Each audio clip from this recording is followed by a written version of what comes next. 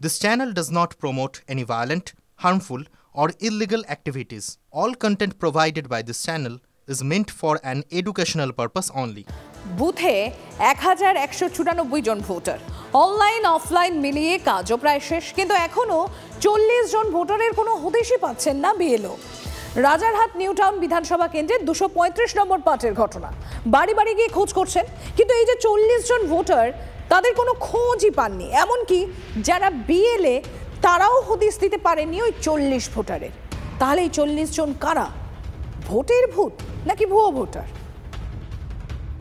এখন আমি 40টা মতন এরকম আমি কোনো হদিশ পাইনি, কোনো টেস্ট পাইনি। আমি অন্তত একটা বাড়িতে 3বার 4বার গেছি, এবং সঙ্গে আমার সবসময় আমার বিএলএরাও ছিল, তারাও কোনো চিহ্নিত করতে পারেনি। না 2002 সালের নাম ছিল না। এগুলো মনে হচ্ছে এগুলো মানে সঠিক ভোটার নয় আমার যতটা মনে হচ্ছে। এসআইআর আবহে নিত্য নতুন খবরের ঝলক, নিত্য নতুন জটিলতা। মুর্শিদাবাদের এক বিএলও তিনি মরেছেন মহা ফাপড়ে, কারণ ডোমকলের চোয়াপাড়া অঞ্চলের ভোটার শুকুর মণ্ডল, তার 2 স্ত্রী এসআইআর এ এনুমারেশন যে ফর্ম, সেই ফর্ম ফিল আপ করার সময় সেই শুকুর মণ্ডলের দাবি তার 2 স্ত্রীকে সমান মর্যাদা দিয়ে তাদের দুজনের নামই ফর্মে লিখতে চান, কিন্তু ফর্মে একজনের নাম লেখারই জায়গা আছে, অগত্যা। এদিকে শুকুর মণ্ডলের 2 স্ত্রীও চান সমান অধিকার, আর তাই স্ত্রীর নামে জায়গা ফাঁকা রেখেছেন পেশায় পরিযায়ী শ্রমিক শুকুর মণ্ডল। এদিকে বিএলও বুঝতেও পারছেন না কি করবেন।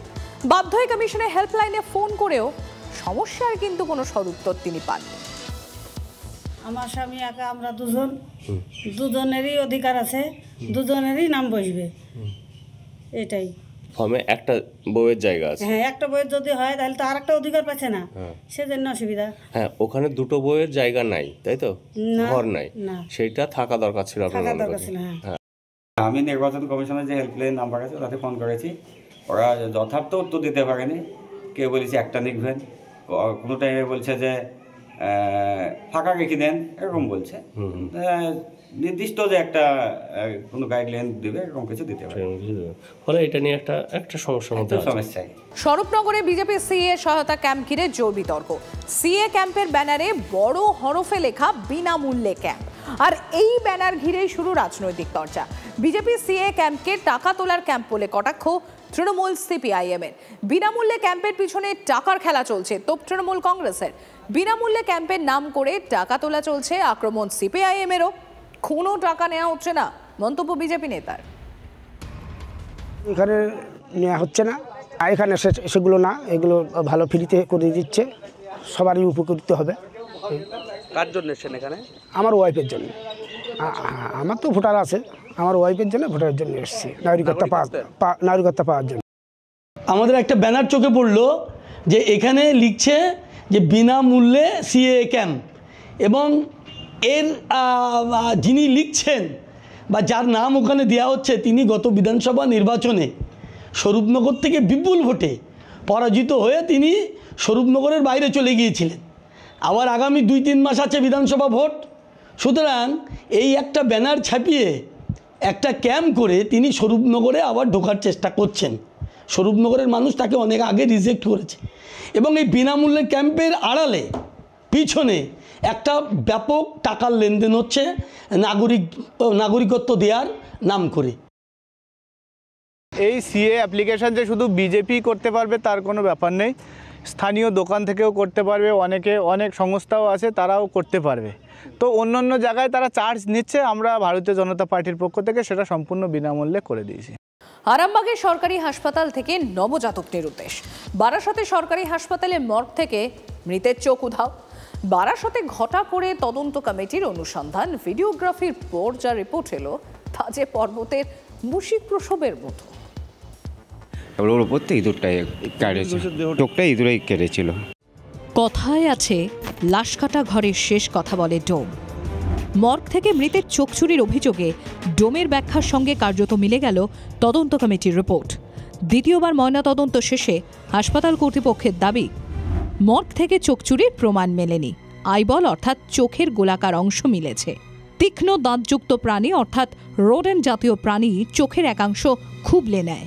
হতে পারে এরকম কখনো রাত্রে বডি রিসিভ হলে সেই সময় যদি কেউ কোনো একটা রডেন্ট এরকম হঠাৎ করে দরজা খোলা পেয়ে ঢুকে গেছে, এটা হওয়ার কথা নয়। আগামী দিনে হয়তো আমরা অ্যাসিওর করছি এরকম। দুর্ঘটনায় বারাসতে যুবকের মৃত্যু এবং মর্গে রাখার পর চোখ ছুরি, এমনই অভিযোগ ঘিরে তোলপাড় হয় রাজ্য। মৃতের পরিজনের বিক্ষোভের জেরে আটকে পড়ে খোদ মুখ্যমন্ত্রীর কনভয়। কিন্তু প্রথম থেকেই হাসপাতাল কর্তৃপক্ষ দাবি করতে থাকে মর্গে ইঁদুর ঘেঁষতেই পারে না। ইঁদুর থাকার কোনো বক্তব্য নেই, কারণ মর্গে একটা জায়গা যেখানে ইঁদুর থাকার কোনো ব্যাপার নেই। উল্টো দিকে মর্গকে যিনি হাতের তালুর মতো চেনেন, সেই মর্গের কর্মী বুধবার TV9 বাংলার ক্যামেরার সামনে বলেছিলেন ইঁদুর দৌরাত্মের কথা। ওইটা নিচে আপনাদের ওইটা নিচে বড় পড়া হয়েছিল, ওই ঢাকা ছিল বলে ওর উপর থেকে ইঁদুরটাই কেটেছে, চোখটা ইঁদুরেই কেটেছিল। শেষমেশ হাসপাতাল কর্তৃপক্ষ মর্গে ইঁদুরের তাণ্ডবকেই মান্যতা দিল। এটা কোনো একটা রডেন্ট জাতীয় কোনো প্রাণীর থেকেই খুবলে নেওয়ার একটা পরিষেবা নিয়ে গুচ্ছের অভিযোগ তুলে হাসপাতালের গেট আটকে এদিন বিক্ষোভ দেখায় বিজেপি। মর্গের রোগ সারাতে বেশ কিছু ব্যবস্থা নিয়েছে হাসপাতাল কর্তৃপক্ষ। নতুন মর্গে 6টি দেহ রাখার মতো পরিকাঠামো তৈরি হয়েছে, কিন্তু মর্গে থাকা প্রীতম ঘোষের বাঁচক কি আর ফিরবে? দীপঙ্কর দাসের রিপোর্ট, TV9 বাংলা।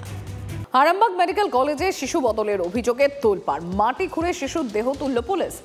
বড়ডঙ্গলের বাসন্তবাটিতে ম্যাজিস্ট্রেটের উপস্থিতিতে কবর খুঁড়ে তোলা হয় শিশুর দেহ। জীবিত শিশুর DNA পরীক্ষার দাবি তুলে সরব হয় তারকেশ্বরের বালিগুড়ির পরিবার।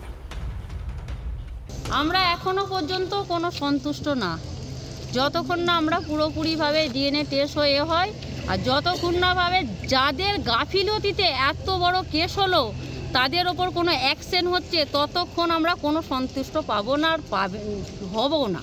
এই বিষয়ে তো আমার তো কিছু বলারই নেই, মানে আমি নিজেই অবাক, যে কনফিউজ, মানে আমি নিজেই কনফিউজ যে আমার বাচ্চা মৃত বলে অন্য বাচ্চা দেওয়া হয়েছে, এটাই আমি কনফিউজ।